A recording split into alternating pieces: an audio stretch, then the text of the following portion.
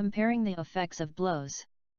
In considering the probable or possible effects of any particular blow, there are three situations to be considered. The opponents could be of approximately equal size and strength. The blow could be struck by a larger, stronger person against a smaller, slighter person.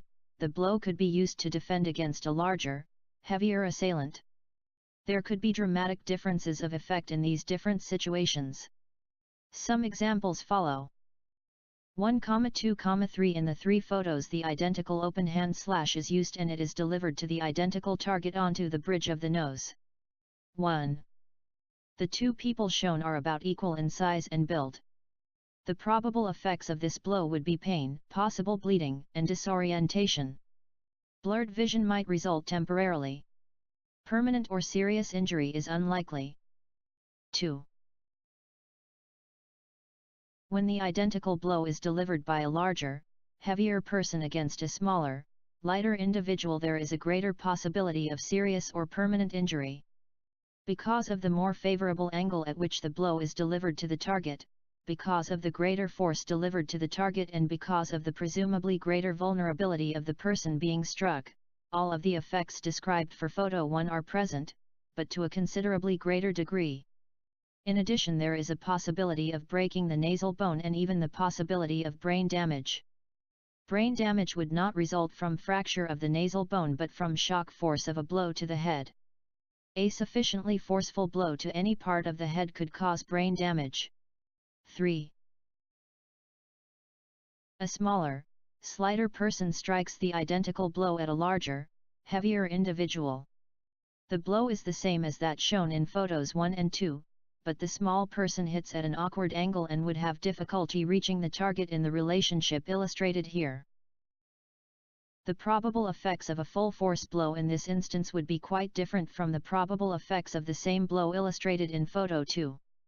Some pain might result, but the likelihood of injury is remote. 4,5,6 In these photos the variance of size relationship, strength, and the angle of the blow are shown for an open hand slash into the side of the neck. 4.